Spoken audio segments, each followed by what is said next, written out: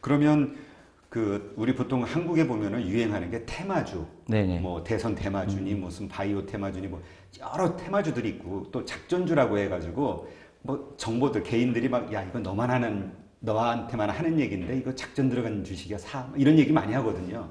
이거에 대해서는 어떻게 생각하세요? 전혀 바보 같은 짓이죠. 아 그런 걸 하는 자체가 바보죠. 바보일까요? 예. 아직도 주식을 이해하지 못하는 거죠. 안타까워요. 그러니까 누가 대선에 출마했다는 이유로 올라가는 거. 그러니까 그게 뭐냐면 한국 사람들 마인드에 아직도 부정부패, 부정으로 하는 게 정당화하는 그런 마인드가 들어가 있어요. 어떤 사람이 대통령 나와서 그 관계 있다고 그 회사 주식이 올라간다는 건 투자자들도 사실은 굉장히 나쁜 의도가 있는 거죠. 그러니까 그 사람이 대통령 되면 그 회사가 부정적으로 돈을 벌 수 있다고 인정하는 거잖아요. 그럴 수 네, 있네요. 그러니까 너무 외국에서 볼 수 없는 현상들이에요. 근데 그런 거 투자해 놓고 주식하면 안 된다고 얘기하죠, 나중에는. 근데 하나는 어쨌든 그렇게 해서 벌었다, 크게 벌었다 하는 사람들이 나와서 그 얘기를 그건 하니까 거짓말이에요. 그렇게 벌 수가 없습니다. 그렇게 생각하시죠. 한두 번은, 그러니까 도박해갖고 돈 벌었다. 음, 그죠? 카지노하고 돈 벌었다. 절대로 오래 가지 못하죠. 결국은 다시 또 다시 또 하게 되고, 다시 또 손해보게 되고. 근데 그게 단순히 그 사람에만 문제가 되는 게 아니라, 다른 사람까지 나쁜 영향을 끼치죠. 주식하면 안 좋은 거구나. 그렇죠. 주식하면은 저렇게 나쁜 거구나. 그렇게 생각을 하게 되죠. 근데 너무나 안타까운 거는 그런 사람들이 대부분이라는 거죠. 주식 투자에 대해서. 그렇죠. 아무래도 그 매스컴도 책임이 있어요. 매스컴도 주식 투자를 단기적으로 샀다 팔았다는 거라고 계속 그렇게 또 그런 성공사를 얘기하고 또 전문가라는 분이 나와갖고 이번 달에 내가 몇 퍼센트 벌었다. 네, 이런 얘기. 그런 게 있죠. 예. 그건 절대 잘못된 거예요. 그걸 어떻게 알아요? 주식시장이 내일 어떻게 될지 아무도 모릅니다. 그거를 맞추려고 하는 것 자체가 굉장히 잘못된 투자 철학이죠. 그러니까 외국에 가면 어떤 CNBC라든가 아니면 뭐 블룸버그라든가 가보세요. 단기적으로 예측하는 프로그램이 있는지. 이게 약간 한국 사람들의 이 한국 빠르고 사람이죠. 근데 도박적인 그러니까 이 금융 문명을 전염병이라고 얘기하잖아요. 대표님은 이런 상황 자체가 금융의 이해 부족에서 오는 것이다. 그렇죠. 이렇게 전염병에 생각하시는 걸린 거예요. 그러니까 그게 외국에서도 그런 금융 문명을 그 디지스라고 얘기합니다. 사회적인 병이라고 얘기해요. 네. 근데 그게 단순하게 주식 투자하는 사람, 뭐 주식 투자 부정적으로 생각하는 사람 안 하면 그만이지만 그게 너무나 많은 선의의 노후 준비하고 싶은 사람들에게 나쁜 영향을 끼치죠. 근데 이제 또 그런 면을 이해하면서 하는 어떤 질문이 나왔냐면은 주식 문화가 그러니까 지금 말씀하신 대로 미국과 너무 많이 다르다는 거죠. 한국은 이렇게 좀 투기적인 요소도 강하고 그다음에 아주 많은 기업들이 금융 감독의 부실로 인해서 상폐 당하기도 하고 또 우량주들이 시장에서 가치를 못 받기도 하고 또 우량주들이 전혀 뜻밖의 상황으로 몰락하기도 하고 이런 복잡한 여러 가지 또 그 가운데서 또 부실주인데 폭등을 하기도 하고 그래서 개인들이 한국에서는 한국식 투자를 해야 되는 거 아니냐 미국식 자본주의는 맞지 않는 거 아니냐 이런 얘기를 질문을 하셨어요. 에이, 그러면 왜 예를 들어서 많은 사람들이 주식 투자해야 된다고 얘기를 하면 그런 식으로 반응하는 사람들이 많죠. 야, 내가 투자했는데 상폐되면 어떻게 되냐? 예. 그리고 뭐 한국적인 건 대부분의 사람들이 단기 투자를 하는데 나 혼자 장기 투자가 돈 벌겠느냐? 뭐 온갖 부정적인 얘기들이 많아요. 그러면 왜 잘된 케이스는 얘기를 안 할까요? 저는 뭐 또 제 자랑은 아니에요. 저는 오랫동안 한국 주식시장에 오랫동안 투자한 입장을 봤을 때 좋은 주식이 너무 많아요. 그래서 그런 주식에 투자했더니 결국 기다리면 돈을 버는 거죠. 어떤 거 10년 만에 벌고 어떤 말은 5년 만에 벌고 어떤 때는 뭐 더 단기적으로 벌 수가 있지만 그런 경험이 있죠. 네. 근데 저는 그런 경험을 한 적이 없거든요. 지금 말씀드린 그런 네, 부정적인 네, 경험이 예. 그렇게 무슨 얘기냐면 제가 잘났다는 게 아니고 공부를 전혀 안 한 거예요.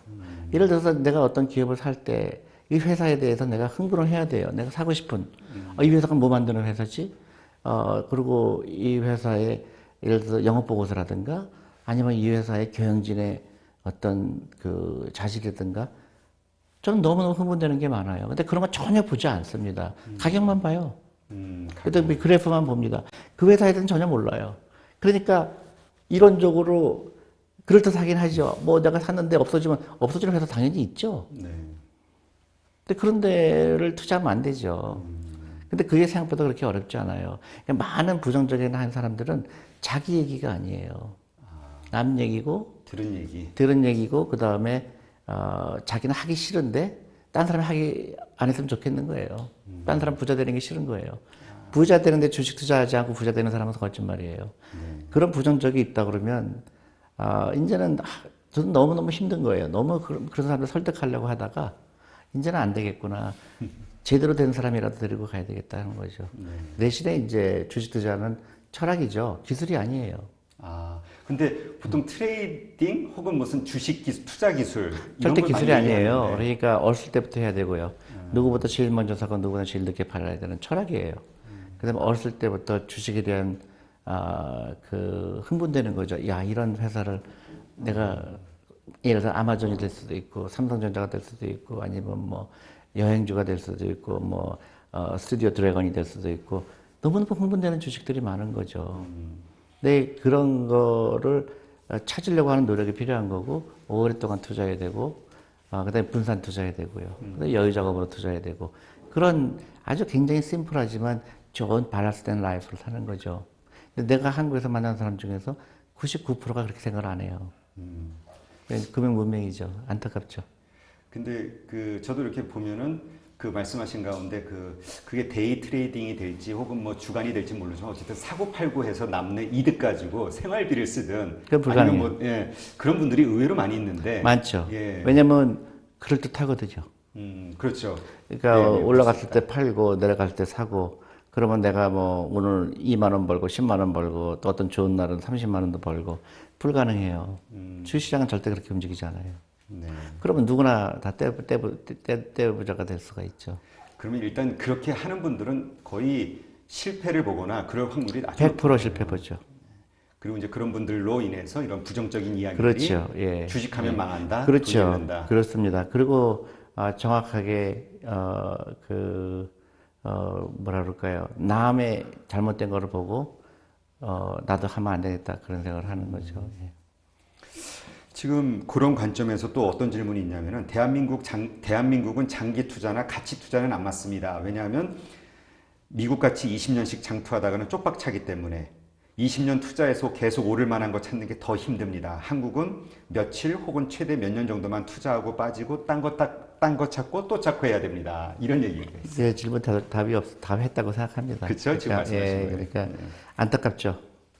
그리고 뭐 정말 한국이 싫다 그러면 한국 하지 말고 딴 나라도 해야죠. 해외 주식. 예, 예. 내 주식은 무조건 해야 된다는 거에는 변함이 없죠. 근데 저는 한국 주식이 그렇게 나쁘지 않다고 생각합니다, 개인적으로는. 그 대표님은 개인적으로 그 한국에 투자할 만한 주식이 많이 있다라고 생각하시나요? 많이 있고요. 그 다음에 또 하나 저는 한국 주식이 좋다고 생각하는 이유 중에, 결정적으로 제가 지금 이제 예를 들어 퇴직연금이 굉장히 큰 시장이거든요. 네. 근데 지금 한 600조, 700조, 나중엔 1000조가 넘을 가능성이 커요. 근데 거기에 주식 비중이 거의 1%도 안 됩니다. 아, 그 정도밖에 안 네, 돼요. 근데 미국 같은 경우는 50%예요. 아, 그러면 그 엄청난 돈이 주식을 매수하기 시작하면 가격은 그러니까 무슨 얘기냐면 대한민국 사람의 90%가 주식하면 안 된다는 생각을 갖고 있는 나라라는 거는 자신의 퇴직연금도 주식에 안 들어와 있다는 얘기거든요. 그렇죠. 근데 그게 굉장히 안타까운 생각입니다. 그러니까 그런 자금이 주시장에 들어와서 많은 기업들이 새로운 기업들이 출연도 하고 또 퇴출되기도 하지만 그래서 그 많은 사람들이 투자를 해서 노후 준비도 같이 동시에 되는 거거든요. 그러니까 미국이나 선진국은 그걸 너무나 당연시 여기는데 한국은 이게 병로건성이죠.